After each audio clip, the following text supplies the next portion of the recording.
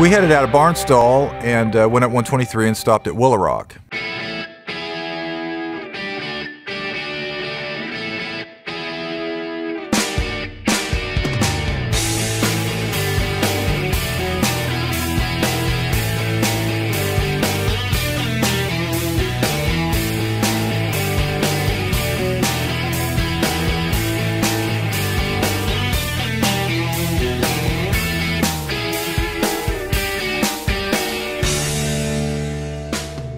So as you're coming into Woolaroc, you get to drive through all the area with these animals, and the most of them were just free roaming through there that were contained with cattle guards. Just the drive in through the critters roaming around all over the place and dodging the buffalo poo on the road, and it's kind of a cool experience just getting from the highway up to the lodge.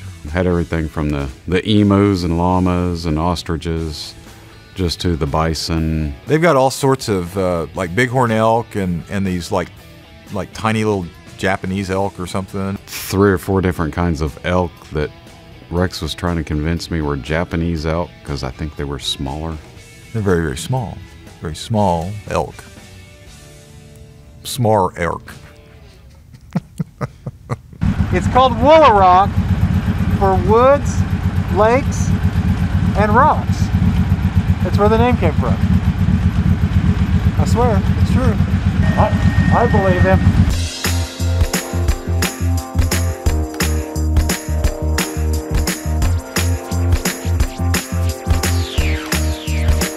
So right as we find this agitated bull, we notice the sign that says that we're not supposed to leave our vehicle because of the animals, and so I didn't know how that worked with the motorcycle. I didn't think that would help much. Well, we found out that if I revved up the Victory, the noise would make the bull start getting kind of all uppity and wanted to charge the fence, and so that was kind of fun. We were hoping he couldn't get over the fence. Of course, right as we talked about that, and I looked up and Rex was gone down the road.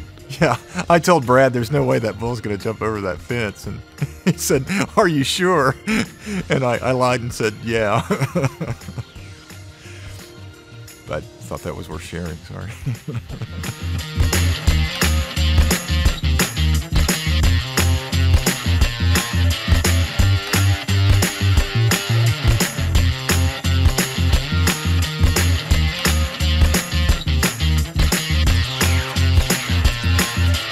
Thanks for showing us around today. Absolutely. We always love having guests. It's a beautiful place. We're here in front of the Woolaroc Lodge, and which is adjacent here to the Woolaroc Museum.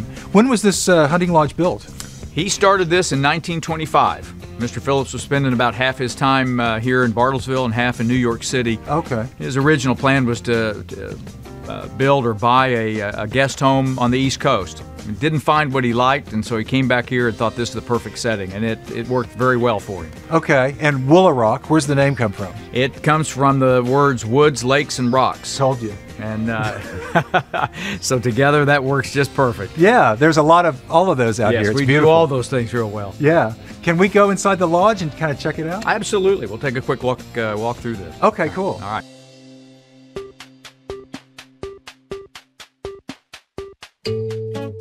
One of the first things people see when they walk into the lodge, obviously, are the number of animal heads that are up on the walls. The interesting thing is Mr. Phillips himself wasn't a hunter. Oh, really? Most of these animals lived and died here on the ranch. And natural causes. And he bought some from other people's collections, and he was given some as gifts.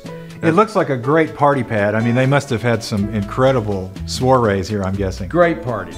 It's a who's who of America and really the entire world. Right. From the 30s and the 40s, if you look at guest lists, from Will Rogers to Herbert Hoover to President Truman. Wow.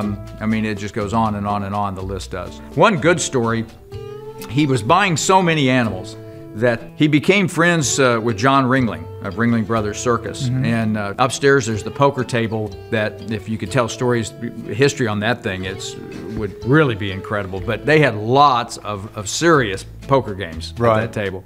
One weekend, Mr. Ringling was here along with others, and the pot got bigger and bigger and bigger. Mr. Phillips ended up betting one of his oil leases into the pot, and Ringling countered with his circus, and Mr. Phillips won the bet. Oh, wow. And boys being boys, they played all weekend long, and he ended up losing the circus back to Mr. Ringling.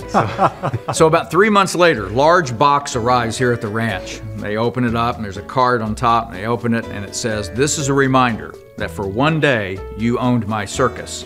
And in that box was that elephant head right there. So Mr. Phillips mounted it right up, Wow. right up above the fireplace. So a lot of fun history like that. A Who lot knew? of good stories. Yeah. Yeah.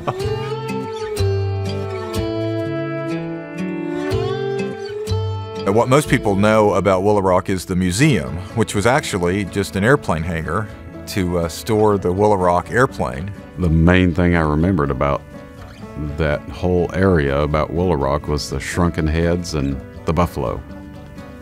And the shrunken heads were still there. I believe they're same heads.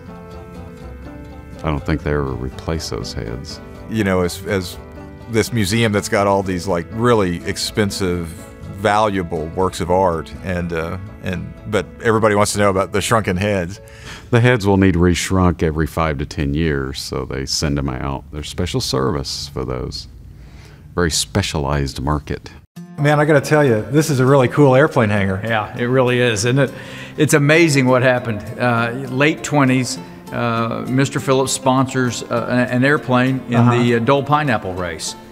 Here it is. It won the race.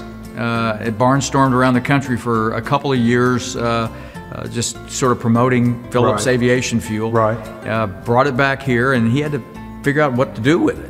And so he had his guys come up and build a stone hangar. Okay. And they put that the airplane in the stone hangar. Well, that's the first room that you walk into at the museum now. Okay. And as he collected more and more art, artifacts, Navajo rugs, etc., he just started putting them all in that hangar. And as he collected more of it, he kept moving this airplane further back, further back, further back. Here it is. So it sort of started the whole thing. What's your favorite piece? I can't pick out one thing in this museum that is my favorite. I can't pick out one thing about Woolaroc that is my favorite. Really? I'm absolutely in love with this place. And one day it's the buffalo herd, and the next day it's looking at the Remington. Next day it's walking into the lodge and seeing some of the memories that are in that place. We talk about the magic of Woolaroc, and people think that's just an advertising slogan. I mean, to most of us, that's really a very true thing. Right. I mean, there is magic in this place, and you can feel it, you can see it. I noticed you left out shrunken heads. Well, that was sort of a given. Okay. You know what I remember more than anything when I was a kid was that little, it's like a little animated Indian village thing. Yes. With the little, and we came back here, guys, probably 15 years ago, and it was broken. It was out of order. Well, it's working now. But you promise it's working now. You Okay, betcha. well, The good. dancing Indians are still dancing. Very good. Absolutely. Excellent. Well, I hope they dance for a whole lot longer. I do too. Here at Woolaroc. We've really enjoyed our visit, Bob. I appreciate it. Well, Thanks thank for you all showing- for coming. We really appreciate it. Thanks for showing us around. You bet.